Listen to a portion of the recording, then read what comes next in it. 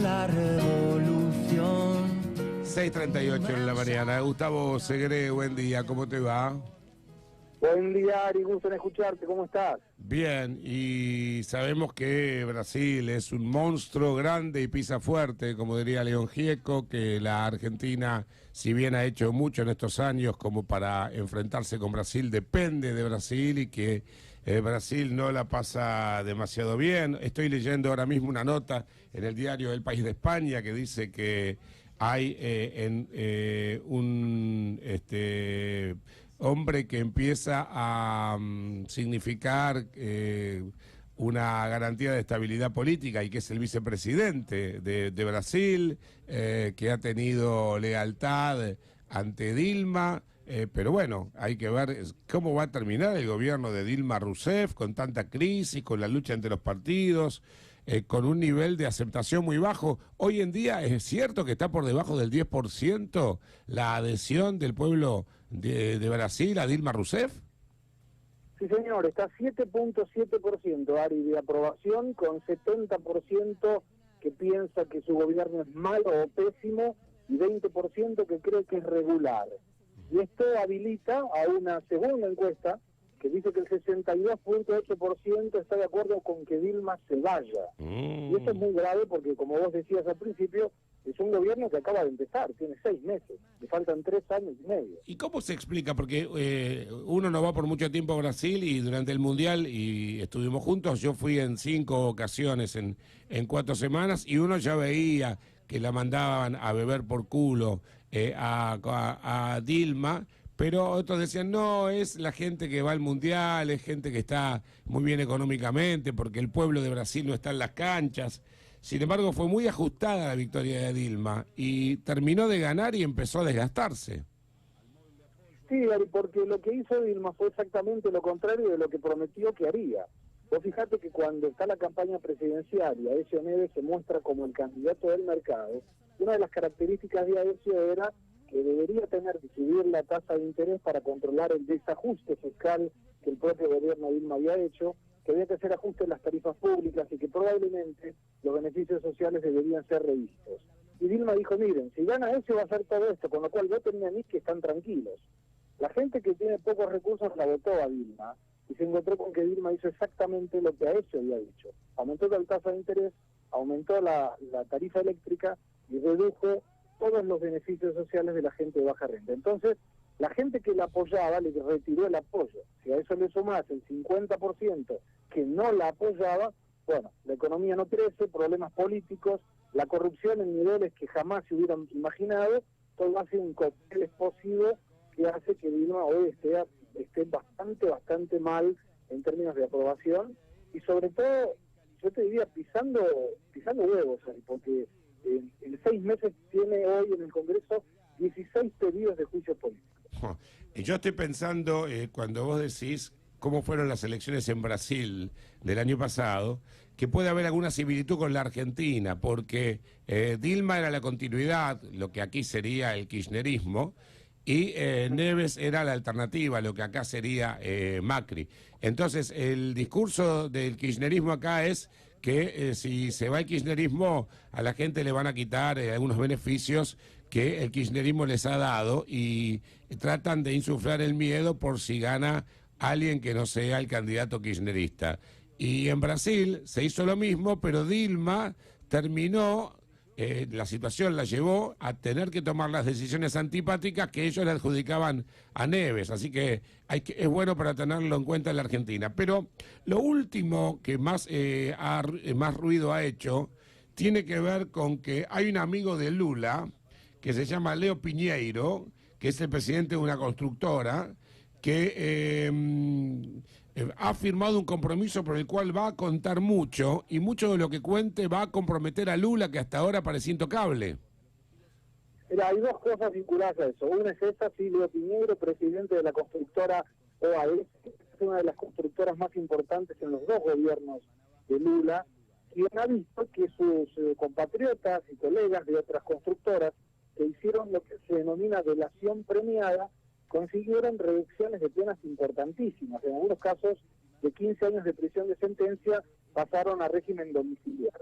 Y otro, de otra constructora también, que no hizo la delación premiada, lo sentenciaron a 9 años de prisión en régimen cerrado, con lo cual irá a la cárcel irremediablemente. Al ver todo esto dijo, mira muchachos, yo no quiero que me manden a la cárcel sin ver a mi familia, prefiero estar en mi casa preso, con lo cual le instruyó a los abogados que podría hacer delación premiada. Y este señor sabe mucho, porque era el empresario más próximo de Lula en los dos gobiernos. A este señor se suma otro, Ari, que se llama Pedro Correa, que es el presidente del partido, expresidente del Partido Progresista, uno de los partidos más involucrados en la corrupción de Petrobras, que también estaría haciendo delación premiada. Así que yo te diría que Lula está complicado.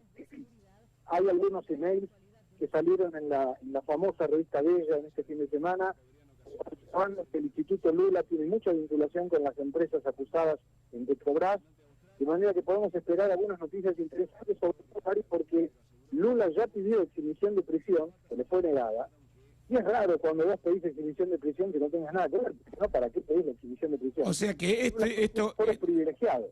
Esto puede desembocar, estoy anticipándome con el riesgo que esto implica, esto puede implicar que de aquí a unos meses tengamos a Lula preso y a Dilma Rousseff destituida. Yo creo que es posible, por lo menos sí, es posible. Tal vez improbable, pero es posible. Desde el punto de vista jurídico, las dos opciones son posibles, ¿sí, señor? La última, antes de que se te vaya el avión, Gustavo, la gente escucha esto y dice, ¿cómo puede ser que en Brasil se puede investigar al poder? Porque en Brasil hay corrupción, pero en la Argentina también hay corrupción. Y acá estamos hablando de que Lula, que sería el Néstor Kirchner de Brasil, no es intocable. Estamos hablando de que los Lázaro Báez, los Cristóbal López, los empresarios allegados al gobierno no son intocables y que la propia Dilma Rousseff, llegado el caso, puede llegar a ser sometida a un impeachment. Pero desde el punto de vista judicial, no hacen lo que hace el kirchnerismo, no apartan jueces, no aparece nadie muerto, no aprietan al poder judicial. ¿Cómo se maneja? ¿Es un poder judicial realmente independiente? Era totalmente independiente. Ahora, inclusive acá se sorprenden porque siempre tuvieron una admiración por la actividad política argentina y encuentran que el argentino hoy está mucho más pasivo. El brasilero siempre fue mucho más pasivo y hoy está mucho más activo. Acá el Poder Judicial es tan independiente, para que te des una idea, que desde el Congreso le aumentaron la edad jubilatoria a los miembros de la Corte Suprema de Justicia para que Dilma no pueda colocar los próximos miembros si le quedara una corte amiga. Entonces de 70 años le elevaron la edad a 75. El juez Moro, que es quien está investigando el tema, como le dicen al escándalo de Petrobras, tiene una independencia junto con 11 fiscales, promotores, como se denominan acá, tan grande que solicitan apoyo a la Corte Suprema de Justicia y posibilitaron, entre otras cosas, que allanaran la casa de un senador, actual senador, Fernando Collor de Mello, expresidente de la República, y le confiscaran 3 coches de alta gama precisamente por su supuesta involucración en el caso de Petrobras. O sea que hay muchísima independencia de la Policía Civil, de la Policía Militar y de las instituciones judiciales y legislativas. Mira vos, en ese aspecto son realmente una república. Sí, y es lo que ellos pregonan. Vos fíjate que hay para el 16 de agosto, y esa es una fecha que tenemos que estar atentos, otra manifestación popular para que Dilma se vaya. El día 12 de agosto vence el plazo para que le aprueben o no, y hasta ahora no, las cuentas del ejercicio 2014. Ari, si no le aprueban las cuentas a Dilma del 2014, el Congreso le rechazaría las cuentas y ahí no precisan ni entrar con un pedido de impeachment.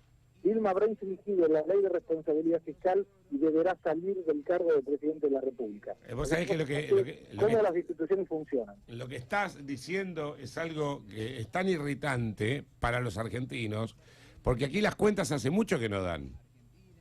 Y vos me decís que en Brasil, si una presidente no puede justificar las cuentas por una cuestión de responsabilidad fiscal, es destituida, ¿es así?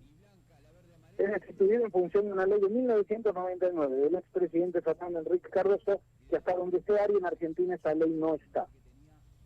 Qué bárbaro, ¿eh? Qué bárbaro. Como en muchos aspectos que está señalando, debemos aprender como para evitar nuevos abusos como los que lamentablemente aquí se suceden hace años.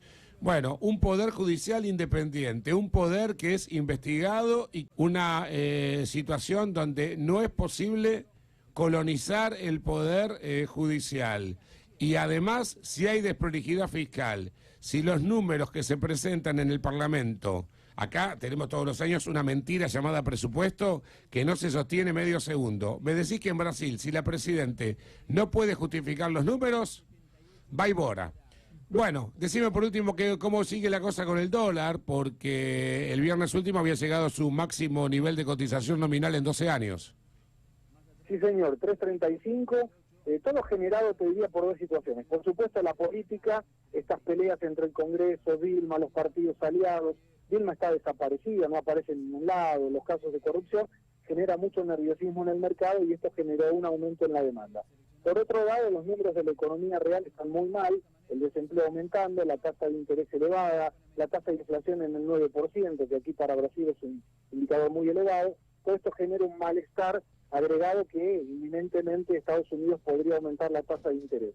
Entonces, este caldo de cultivo, bueno, genera que todo esté mal en la economía brasilera y se registra en el dólar con un aumento importante, ¿no? 3.35 es, como decías, la mayor cotización del 2003. Bueno, lo último es si por H o por B fuera destituida Dilma, ¿asume Temer su vice o hay elecciones? Asume Michel Temer, que es quien vos mencionabas al comienzo de la entrevista, y el problema es solo con Dilma. Y en otro de los casos del Tribunal Superior Electoral se comprueba que Dilma y Temer tuvieron dinero ilícito de Petrobras financiando su campaña, los dos se tendrán que ir a través del juicio político, asume preventivamente el presidente de la Cámara de Diputados y llama a elecciones en 30 días. Bueno, Gustavo, son muchas cosas para procesar, nos volvemos a comunicar en la semana, buen viaje. Que sigas bien, gracias, hasta luego. Gustavo Segre en San Pablo, a punto de tomar un avión, y en Brasil, a punto de llegar tal vez al límite de una crisis política. 6:51, vamos a ir a los títulos de este lunes.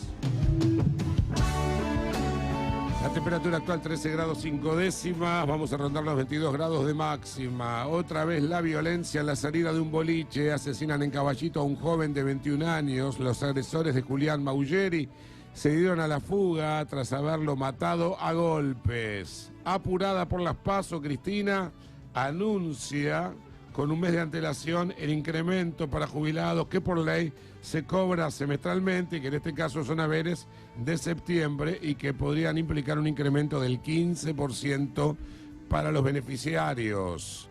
El profe dejó en Villa Allende, provincia de Córdoba, la victoria del Gato Romero, provincia de Córdoba, quise decir. El golfista sacó más del 45% de los votos en la elección que lo convierte en el nuevo intendente de esta ciudad. Continuará hoy el operativo de la Armada Uruguaya buscando al joven con síndrome de Down que se habría caído del ferry de Buquebus en viaje desde Buenos Aires a Colonia cuando se encontraba a solo 2 kilómetros del puerto de esta ciudad oriental. Toma simulada de rehenes. Un comerciante de Martínez llamó a la policía e inventó que lo tenían cautivo. Se descubrió que se trataba de una falsa denuncia. Marcha por el crimen de Melissa Tufner, la joven apuñalada en la cabeza una semana atrás en las calles de Gleu.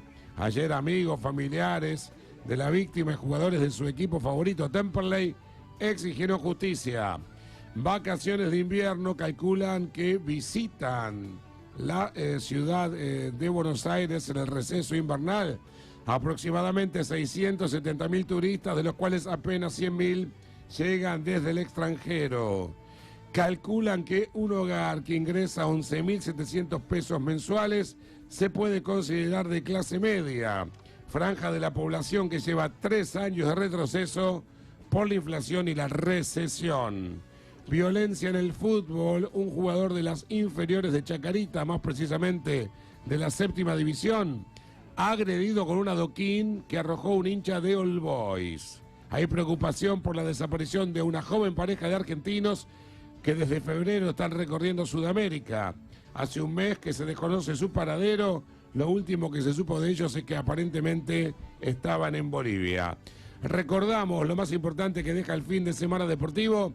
Clausura de los Juegos Panamericanos de Toronto. Nos reencontramos en Lima 2019. Y lo último fue la medalla argentina en vóley. Gran victoria frente a Brasil para ganar el oro en los Panamericanos en vóley masculino después de 20 años. 3-2 frente al equipo brasileño, que era el bicampeón. Argentina cierra en el 7º lugar con 15 medallas de oro, 29 de plata y 30 de bronce, 74 en total. La Fórmula 1 en Hungría y una novedad de último momento. Sebastian Vettel, el alemán de Ferrari, ganó la competencia, la victoria número 41 en la Fórmula 1, igualó a Ayrton Senna. Schumacher 91, Prost 51, Senna y Vettel 41 victorias, los que más ganaron. Lo destacado este fin de semana, Ari, que no estuvieron en el podio: Hamilton, el líder del campeonato, que fue sexto, y Rosberg, el escolta, que terminó octavo. Hubo un minuto de silencio en la previa y Vettel lo recordó post victoria a Jules Bianchi, el piloto francés que murió la semana pasada después del accidente en octubre en Japón. Esta vez no ganaron los 5 grandes, pero sí ganaron Boca, River e Independiente. River como local el sábado 3-1 frente a Colón. Boca ayer como visitante, el gol de Gago, 1-0 a Belgrano, 2 expulsados en Boca, Pablo Pérez y Peruzzi. Y lo de Independiente fue 2-0 frente a Atlético Rafaela. Sin embargo, Racing, lamentablemente para sus intereses, perdió contra un debutante. Claro, ganaba Racing 1-0 con el gol de Camacho. Qué mejor para Racing que comenzar ganando, porque fue en los primeros minutos el gol. Sin embargo, con la pelota parada, el equipo de Saba, que debutaba, lo dio vuelta. El Drupi Gómez de tiro libre y Claudio Bieler de penal. Quilmes 2, Racing 1 en el Centenario. Qué mal negocio que hizo Estudiantes, que no gana. Qué buen negocio que hizo Independiente, que se quedó con su técnico y no para de ganar. Igual Estudiantes llevaba 8 sin perder, pero ayer cayó en el Ducó frente a Huracán. Un Huracán que venía golpeado. Gol de Guanchope Ávila para el Globo. Expulsado Palito Pereira, el uruguayo, que venía de convertir en 2 partidos consecutivos. Ayer vio la roja. Bueno, y hoy se completa la fecha. Juega Chicago. ¿Ganará algún día Chicago? Chicago por ahora es el único equipo que no ha ganado. 7 empates, 10 derrotas en 17 partidos. Hoy a las 3 de la tarde en su estadio frente a San Martín de San Juan, arbitraje de Andrés Merlos. ¿Y volverá a ganar algún día el Arsenal de Caruso Lombardi? Juega hoy a las 6 de la tarde en Sarandí frente a Argentinos. Algo nunca dicho, ¿eh? Duelo de necesitados. El árbitro será Fernando Rapalini. Bueno, y se enoja Fernando Curas porque hablas de Fórmula 1, pero no hablas del TC2000, hablas del Super TC2000, vos. Gran victoria de Esteban Gurrieri, o Guerrieri, mejor dicho, así Sí. se dice, el hombre de Toyota. Había ganado una vez en esta categoría como invitado, pero fue la primera vez como piloto oficial en el Super TC2000 para Guerrieri. Sexta fecha en San Luis. El líder del campeonato, Facundo Chapur, fue octavo y mantiene lo más alto de la clasificación. El 30 de agosto, la próxima fecha en el Callejero de Santa Fe. Hasta aquí un pedacito de la actualidad. Si quieres saber más, en un rato le contamos. Dame una breve tanda, vuelvo con el combustible espiritual, compacto de la hora 7 y contacto con los móviles.